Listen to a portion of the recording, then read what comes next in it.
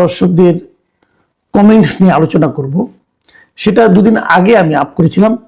আপনাদের নিশ্চয়ই মনে আছে যে একজন আপনার সবিজের একজন নারী তিনি বলেছিলেন যে তিনি জামাতকে ভোট দিতে চান এবং ওনাকে বলা হয়েছিল আপনি যে পোশাক পরেছেন এরকম পোশাক তো জামাত ক্ষমতায় আসলে আপনি পড়তে পারবেন না। সে বলেছিল পরবো না, তবুও দেশটা ঠিক হোক। নিশ্চয়ই আপনাদের মনে আছে।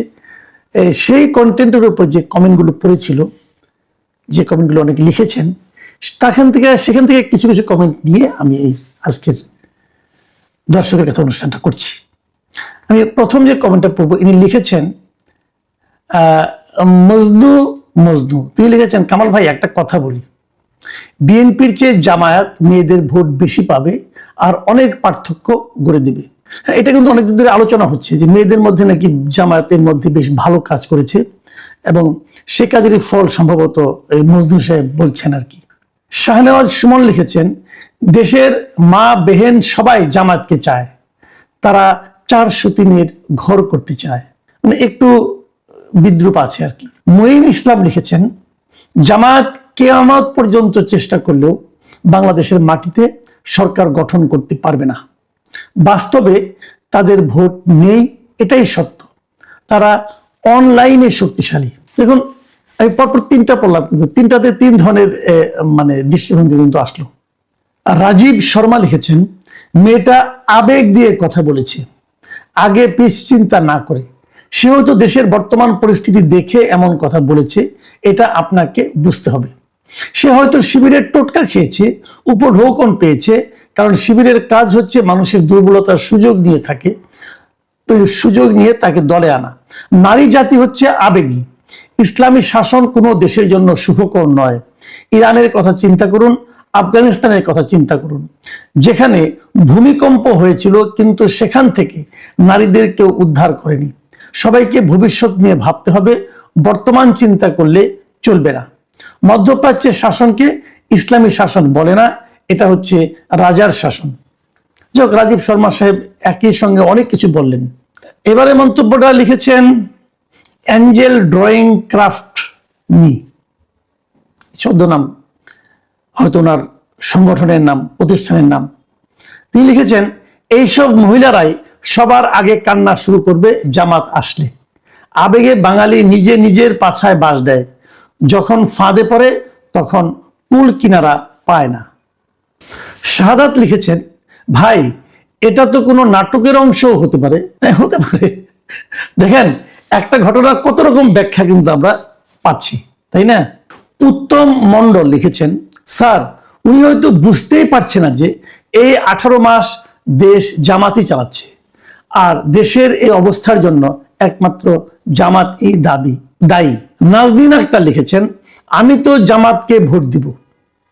আমি হিজাব পরি না, রবীন্দ্রসঙ্গীত পছন্দ, কিন্তু অনলি জামাত দেশকে আগিয়ে নিবে। কে কে জামান লিখেছেন, এইসব মেয়েরা হচ্ছে যৌনকর্মী, এরা হচ্ছে রাতের খাবার, এদের মতো ফালতু মেয়েদের কথা কে শুনে। দেখেন, আমি এখন একটু কথা বলি এই মন্তব্যগুলি নিয়ে।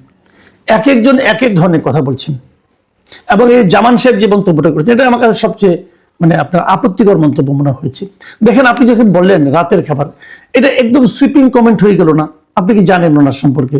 আপনি জানেন না, নাও তো হতে পারে। আবার উল্টো দিকে ধরি, যদি বলেন রাতের খাবার, খাবারটা খায় কে? পুরুষরা কোনো না কোনো পুরুষই তো খায়, আপনার আমার মতো কোনো কোনো পুরুষই তো খায়। তাহলে এটা কি খাবারের দোষ নাকি যে খায় তার দোষ? এই যে এভাবে কমেন্ট করা ঠিক না। তারও চেয়ে বড় কথা, ধরে নিলাম আপনার কথাই ঠিক, কিন্তু তাও তো ওনার ভোট আর আপনার ভোট একই ভোট। আপনি জ্ঞানী লোক, আপনি বুঝতে পারছেন, আপনার ভোটকে কিন্তু একটাই গ্রহণ করা হবে, এবং নির্বাচনটা কিন্তু ভোটের উপর হয়। ওনার কথা শুনে হয়তো আপনি ভোট দিবেন না, কিন্তু উনি তো ভোটটা দিবেন। আপনি হয়তো অনেক জ্ঞান চিন্তা ভাবনা করে ভোট দিলেন, আর উনি না বুঝিয়ে একটা ভোট দিলেন, সমান সমান হয়ে গেল। কাজে এই ধরনের কমেন্ট না করা ভালো। আবার দেখুন, আরেকজন আমরা দেখলাম নাজনীন আক্তার, উনি কিন্তু বললেন যে উনি জামাত করেন না, তবুনি জামাতকে ভোট দিবেন। এটাও আবার ঠিক, এটা ওনার ইচ্ছা, এটাই তো গণতন্ত্র। আবার আরেকজন বললেন যে কিয়ামত পর্যন্ত জামাত ক্ষমতায় আসতে পারবে না, ওটাও হতে পারে। আমরা তো কিছু জানি না, বাট আমাদের কথাটা হলো কি, আমরা মানুষের মতামত নিয়ে আলোচনা করছি এই কারণে যে এগুলো শুনে শুনে হয়তো আমার মধ্যে একটা তৃতীয় চিন্তা কাজ করতে পারে, যাই হোক, আমি পরের মন্তব্যটা পড়ি। নূর আলম লিখেছেন, ভাই আমি বিএনপি, আওয়ামী লীগ, জামায়াত ইসলামী লোকদের সঙ্গে লেনদেন করে দেখেছি। জামায়াতের লোক কথা অনুযায়ী কাজ করে, আর বিএনপি এবং আওয়ামী লীগের যে লোকের সাথে লেনদেন করতেছি ওই দুইজন আমাকে হাজারবার কথা দিয়েছে, কথা রক্ষা করে না, বরং হয়রানি করে, মোবাইল ফোন পর্যন্ত রিসিভ করতে চায় না। মনের কষ্টটা হালকা করার জন্য লেখলাম। আমিও নিয়ত করছি ভোট ইনশাল্লাহ ইনসাফের পক্ষে দেব।